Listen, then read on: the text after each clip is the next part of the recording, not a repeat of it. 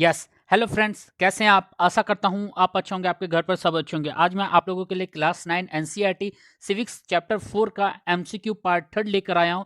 Chapter 4 का नाम है इलेक्टोरल पॉलिटिक्स। माफ़ी चाहता हूं, पहले वाले सेशन में मैंने क्लास 10 रिपीट कर दे रहा था बार बार। एक्चुअली क्लास 10 का मैं रीडिंग मार करके ही जस्ट आया था, इसलिए क्लास 10 माइंड में बैठा हुआ था, इसलिए मैं क्लास 10 बोल रहा था।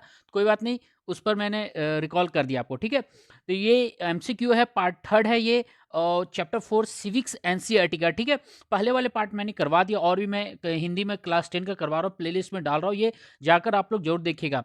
याद रखिएगा, ये सभी कम्पिटेटिव एग्जाम के लिए लाभदायक होता है, खास करके जितने भी टीचर्स वाले एग्जाम होते हैं। मैं फोकस कर रहा हूँ टीचर्स वाले, क्योंकि उसमें एनसीईआरटी बेस होता है, जो आपका जो सिलेबस कंटेंट दिया जाता है, जो टीजीटी पीजीटी मैंने यहाँ पर मार्क भी किया आपके लिए, है ना, ये वाले जो सेक्शन है, तो ये उसमें बहुत इंपॉर्टेंट रहता है। नेट के लिए हो जाए, चाहे ऑल स्टेट टेट हो गया, केवीएस एनवीएस सीटेट वगैरह जो भी होगी, इस पर खास जरूरत पड़ता है एनसीईआरटी का। इसलिए जितने भी कैंडिडेट है जो देख रहे हैं या फिर जो देखेंगे इसे, तो ये ख्याल रखिए कि आप लोगों के लिए ही है, ठीक है। और ये भी इंग्लिश में है, मैं हिंदी वाला भी मैं करा दूंगा बाद में, ठीक है। तो चलिए चैप्टर को स्टार्ट करते हैं। एमसीक्यू पार्ट थर्ड क्या है उसके बारे में हम लोग जानेंगे, ठीक है। अच्छा, उससे पहले एक और इन्फॉर्मेशन देता हूँ। बहुत कोई इंस्टाग्राम के लिए विश कर रहे थे कि सर आप आ जाइए, तो मैं इंस्टाग्राम पर आ गया। हाँ, आप जाकर के मुझे फॉलो कर सकते हैं। वहाँ पर कुश कुमार 8943 सर्च करिएगा, मैं वहाँ पर मिल जाऊँगा। कुश कुमार यहाँ पर, ठीक है। एक और चीज़ है, मैंने फेसबुक पर भी एक ग्रुप बना दिया है आई अपने चैनल के नाम पर में। कुछ लोग कह रहे थे सर आपसे कांटेक्ट नहीं कर पाता हूँ कुछ, तो मैंने बोला ठीक है, अभी मैं बना देता हूँ, फिर बाद में आप पहले इससे जुड़ जाइए, फिर मैं ज़्यादा कैंडिडेट हो जाने के बाद मैं यहाँ पर पोस्ट डालना शुरू करूँगा। तो आप फेसबुक पर जा करके ये IQ अड्डा सर्च करिएगा, ये हमारा फोटो है, प्रोफाइल पिक मैंने लगा दिया। प्रोफाइल पिक इसे कवर पेज कहते हैं हम लोग, ठीक है। ये जाकर देखिएगा, आपको वो मिल जाएगा। क्लियर है? ये पता है ना ये कहाँ का फोटो है? ये मैंने लिया था, ये क्लिक किया हुआ है नॉर्थ कैंपस का, ठीक है, प्रेसिडेंट पैलेस का, ठीक है, राष्ट्रपति भवन का। चलिए तो अब सेशन हम स्टार्ट करते हैं। क्या है सेशन आज?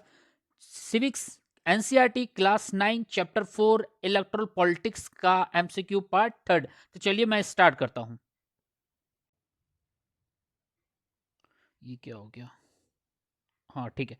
चलिए, तो ये आज का पहला क्वेश्चन है। देखिए, पहले वाले पार्ट में मैंने 2 पार्ट बना दिया है, इसलिए क्वेश्चन नंबर 21 से मैं स्टार्ट कर रहा हूँ। पहले-पहले 10-10 क्वेश्चन मैंने कराया था, आई थिंक 10-10 ही है, फिर मैंने 21 से स्टार्ट किया। देखिए, पहला क्वेश्चन क्या है?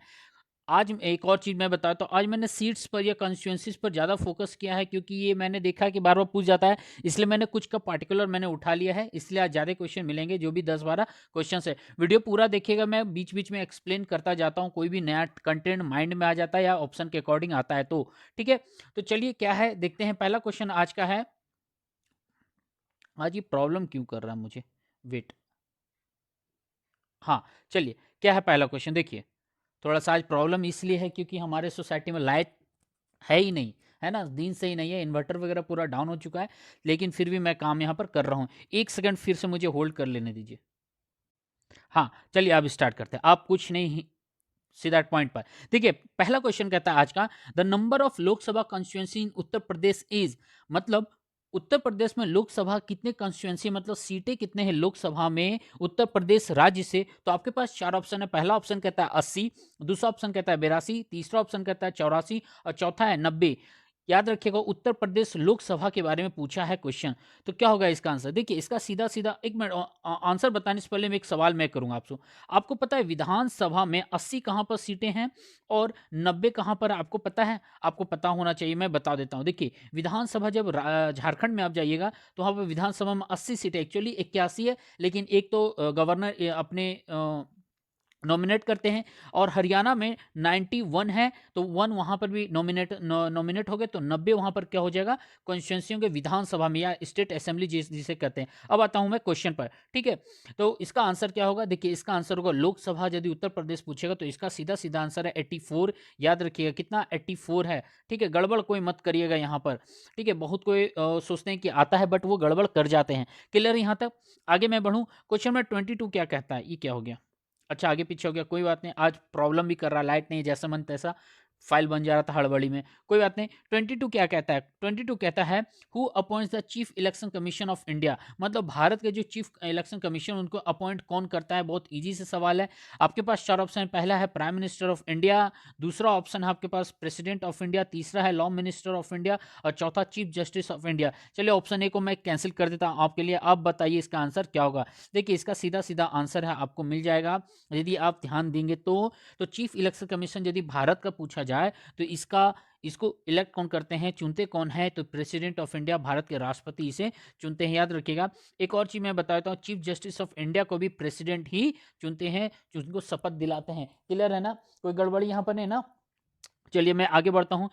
ठीक है, क्वेश्चन नंबर 23 क्या कहता है? क्वेश्चन नंबर 23 कहता है in India elections for which of this bodies are held every 5 years, sorry held after every 5 years, मतलब निम्नलिखित में से कौन से ऐसे इलेक्शंस हैं जो हर 5 वर्ष में होते हैं? आपके पास चार ऑप्शन है। पहला ऑप्शन फिर उसी तरह है, विधान परिषद पहला है, दूसरा है लोकसभा विधानसभा मतलब स्टेट असेंबली, ठीक है याद रखिएगा, तीसरा है यहाँ पर ओनली लोकसभा और चौथा है राज्यसभा। देखिए आपको पता होगा तो सबसे पहले आप एलिमिनेट करेंगे, तो एलिमिनेशन मेथड से मैं अप्लाई करूं तो विधान परिषद नहीं होगा, आपको पता होगा ये अलग रोल निभाता है जिसका ये राज्यसभा रोल निभाती है, तो ये दोनों कैंसिल हो गया। अब आते हैं हम लोग लोकसभा, तो बोले हाँ भाई लोकसभा तो होता है, ये सही जा रहा है, लेकिन साथ में साथ यहाँ एक विधानसभा भी ऐड किया हुआ है, मतलब स्टेट असेंबली भी आपको यहाँ पर ऐड करके दिया हुआ है। तो हम कोई और ना जा करके सीधा सीधा ऑप्शन बी में जाएंगे। ऑप्शन बी हमारा राइट आंसर होगा, क्योंकि यहाँ लोकसभा और विधानसभा दोनों हैं। अब चलिए राज्यसभा के बारे में हम बात करते हैं। राज्यसभा 6 साल का होता है, 6 साल का टेन्योर होता है, लेकिन एक याद रखिएगा हर एक 2 साल में 1/3 इसके जो मेंबर्स होते हैं वो अवकाश ग्रहण करते हैं। क्लियर है ना? विधान परिषद का भी रोल लगभग उसी तरह होता है। अब बात होता है कि विधान परिषद और राज्यसभा का रोल क्या है। देखिए हम लोग क्या करते हैं, ये जो लोकसभा और विधानसभा में हम तो अपने मेंबर्स को इलेक्ट करके भेज देते हैं, ये हमारे लिए कानून बनाते हैं, लेकिन लेकिन लेकिन यदि विरोधी पार्टी को ऐसा लगे कि कोई भी संशोधन हो रहा है या फिर कोई भी बिल या फिर कोई विधेयक है या कानून है जनता के या संविधान के विरोध जा रहा है, विरोधी दल को ऐसा लगे, तो याद रखिएगा विपक्षी पार्टी तो वो क्या करती है, इस बिल को ये जो स्टेट असेंबली वाला विधान परिषद में भेजते हैं और लोकसभा वाला राज्यसभा में भेजते हैं, तो ये उसे जा करके रोकने की कोशिश करते हैं। यही इसी रीजन से ये दो हाउसेस को बनाया गया है, याद रखिएगा। नहीं तो सिर्फ लोकसभा रहता तो सीधा सीधा ये पास हो जाता, बहुमत मिल जाए तो। क्लियर है ना? ऐसे तो राष्ट्रपति हैं ही। आगे चलिए चौथा क्या है, फोर्थ ऑप्शन क्या है?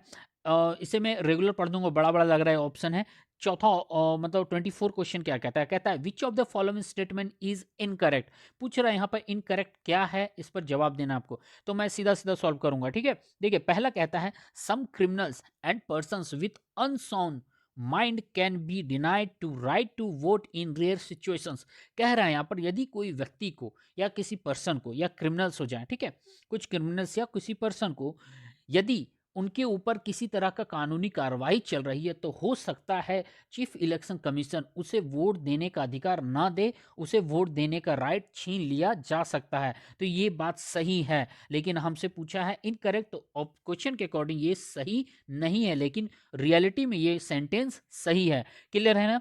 ऑप्शन बी चेक करते हैं हम लोग। ऑप्शन बी क्या कहता है? ऑप्शन बी कहता है every citizens has the right to vote regardless caste religion and gender. हाँ ये भी बात सही है, हर एक व्यक्ति को जाति धर्म और लिंग के आधार पर वोट देने का अधिकार नहीं है। वो एक ह्यूमन है, वो एक सिटीजन है, उसके अकॉर्डिंग हम वोट दे सकते हैं, चाहे उसका जात कुछ भी हो, धर्म कुछ भी हो और उसके लिंग कुछ भी हो, मेल हो या फीमेल हो या ट्रांसजेंडर हो। क्लियर है? तो उसे वोट देने का अधिकार है। तो ये भी राइट है, ये भी सेंटेंस सही है, लेकिन हमसे पूछा है इनकरेक्ट, तो क्वेश्चन के अकॉर्डिंग ये गलत हो जाएगा। तीसरा क्या है? It is the responsibility of the government to get the names of all eligible voters put in the voter list. हाँ जी, ये सरकार का जिम्मा है, रिस्पॉन्सिबिलिटी बनती है कि जो भी व्यक्ति मतलब जिनका 18 साल हो चुका है, वो वोट देने के लायक हो चुके हैं, उनका नाम वोटर लिस्ट में चढ़ जाए, नाम आ जाए, ये सरकार का जिम्मा है, जिम्मेवारी है। तो ये भी सही है, तो क्वेश्चन के अकॉर्डिंग ये भी नहीं होगा। क्यों? हमसे इनकरेक्ट पूछा है, तो ऑब्वियस है एक ऑप्शन बचता है, यही आंसर होना चाहिए। तो पहले देख लेते हैं क्या है। ऑप्शन डी कहता है all citizens above the age of 21 can be vote in an election. Sorry यहाँ 21 नया होकर के 18 होता तब ये सही हो जाता। इट मीन्स ये आंसर सही है, ये सेंटेंस इनकरेक्ट मिल गया हमें। क्लियर है। अब चलते हैं क्वेश्चन में 25 में क्या कहता है। 25 who appoints the chief election commission of India. I think ये रिपीट हो गया क्वेश्चन, कोई बात नहीं। तो इसका आंसर क्या होगा, the prime minister, no sorry, president of India. तीसरा ऑप्शन है इसका आंसर। ठीक है, बात समझ गया ना।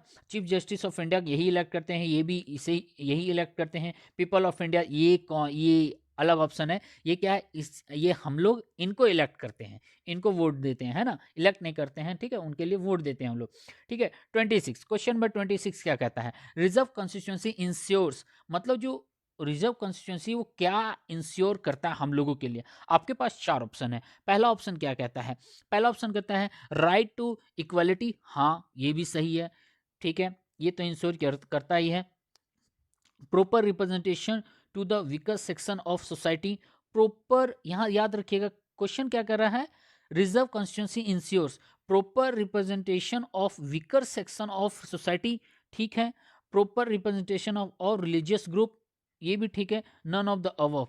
देखिए, इंश्योर तो सब कुछ करता है, लेकिन proper representation of weaker section of society, देखिए क्वेश्चन के अकॉर्डिंग यदि मैं बात करूं तो तीनों सही है। याद रखिएगा तीनों सही है, क्योंकि proper representation of religious group, देखिए एक तरीके से हमारा धर्मनिरपेक्ष राज्य है, तो ये नहीं होना चाहिए था। ठीक है, लेकिन जितने भी रिलीजियस ग्रुप है, जैसे आरएसएस वगैरह हो गया, या फिर मुसलमानों के या रिलीजन्स के अकॉर्डिंग जो भी चैरिटी बनते हैं उनके, तो उन लोगों को हक नहीं, लेकिन उनके मेंबर्स तो वोट दे सकते हैं क्योंकि वो नागरिक हैं यहाँ पर। ठीक है, proper representation to the weaker section of society, proper, हाँ इनका भी हक है। तो इसके अकॉर्डिंग यदि देखिए तो सब सही है, बट ये नहीं होना चाहिए था, ये नहीं होना चाहिए था। और राइट टू इक्वलिटी ये भी होना चाहिए। एक्चुअली क्वेश्चंस थोड़ा सा आई थिंक अधूरा है, आज ऐसे भी मेरा काम अधूरा हो रहा है। ठीक है, तो उसके अकॉर्डिंग क्वेश्चन को आज छोड़ता हूँ मैं। ठीक है, इसे मैं फिर से लेकर आऊँगा, इस पर मैं फिर से बात करूँगा। ऐसे मुझे सिर्फ लग रहा है ऑप्शन ए जाना चाहिए, क्योंकि ए और बी दोनों जाना चाहिए मेरे अकॉर्डिंग। ठीक है, सी और डी नहीं जाना चाहिए, तो इसका आंसर ए और बी दोनों होगा। ठीक है, याद रखिएगा। आगे चलते हैं, क्वेश्चन नंबर 27 क्या कहता है। देखिए ये भी आगे पीछे हो गया, क्या मैं बोलूँ, आज परेशान ही परेशान हूँ मैं। ठीक है, क्या कहता है 27, how much money was spend in conducting 2004 Lok Sabha election, मतलब लोकसभा इलेक्शन जो 2004 में होता है उसमें कितने कितने पैसे खर्च हुए थे, उस पर बात किया गया है। तो आपके पास चार ऑप्शन है। पहला ऑप्शन है अबाउट 10,000 करोड़। बाबा 10,000 करोड़ तो नहीं हुआ था, सीधा सीधा कैंसिल करिए, आपने चैप्टर पढ़ा होगा तो आपको पता हो जाएगा। ठीक है, आगे ऑप्शन चलते हैं। दूसरा ऑप्शन कहता है अबाउट 13,000 करोड़, नहीं।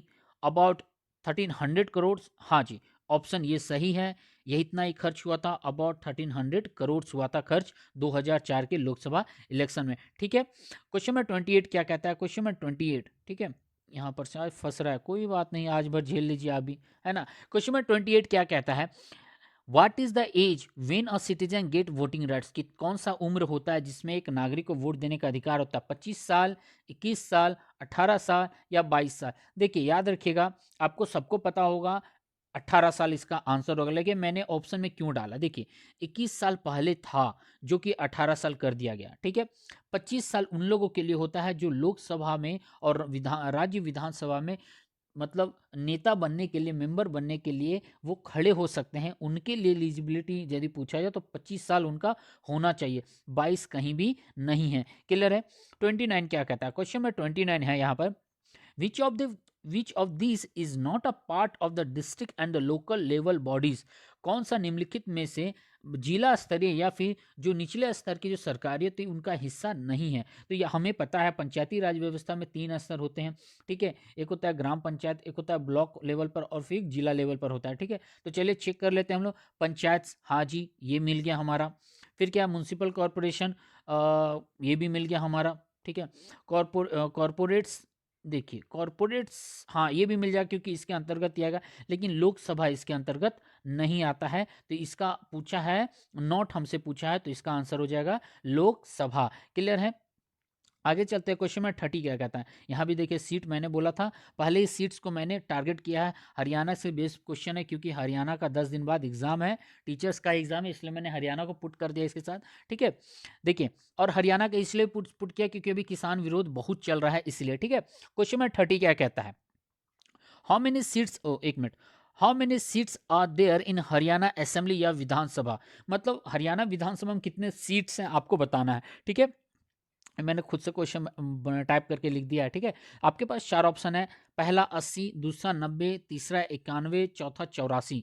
मतलब पहला क्वेश्चन आपको याद हो उत्तर प्रदेश वाला, हु बहु मैंने ऑप्शन यहाँ पर पुट कर दिया, रख दिया है। तो इसका आंसर क्या होगा, देखिए 90, मैंने पहले ही बता दिया था, इसका आंसर 90 होगा। 91 टोटल है, 1 क्या नॉमिनेट होते हैं, गवर्नर के अंडर आते हैं वो 1 सीट, बाकी चुनाव होता है 90 सीटों पर। 80 किसका है, मैंने झारखंड के लिए बताया था। 91 इसका टोटल हो जाएगा इसका, और 84 क्या था, उत्तर प्रदेश का लोकसभा कॉन्स्टिट्यूएंसी। क्लियर है यहाँ तक। क्वेश्चन नंबर 31 क्या कहता है, अब सेम क्वेश्चन आपके पास दिल्ली के बेस पर है, दिल्ली के बारे में बताना है, दिल्ली के बारे में आपको बताना है, तो इसका आंसर क्या होगा।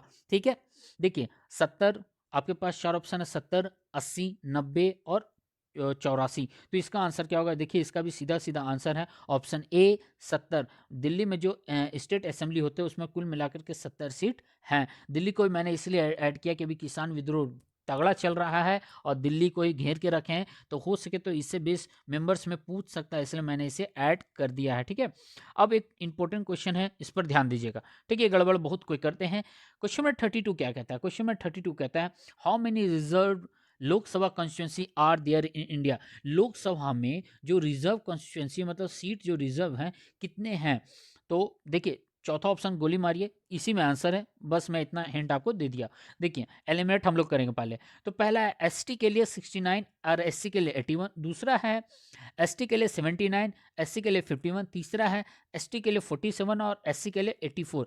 आप जल्दी सोचकर बताइए क्या होगा आंसर। देखिए वीडियो पॉज करके आप टिक कर लीजिएगा, मैं आंसर बता देता हूँ। देखिए इसका आंसर होगा ऑप्शन सी, एसटी के लिए है 47 और एससी के लिए है 84 सीट रिजर्व है। टोटल कितना है अभी, टोटल है 545 है। क्लियर है, जिसमें से 530, कितना 530 सीट जो है हमारा स्टेट के अकॉर्डिंग रिजर्व होता है, जितने भी राज्य हैं 29 राज्य। 2 सीट हमारा किस लिए है, नॉमिनेशन के लिए, एंग्लो इंडियन जो प्रेसिडेंट करते हैं, और बचे हुए सीट जितना है वो यूनियन टेरिटरीज के अकॉर्डिंग जाते हैं। तो एक क्वेश्चन के अकॉर्डिंग मैंने इसे भी बता दिया, इसे भी बता दिया, इसे बता दिया और यूटी के बारे में भी बता दिया।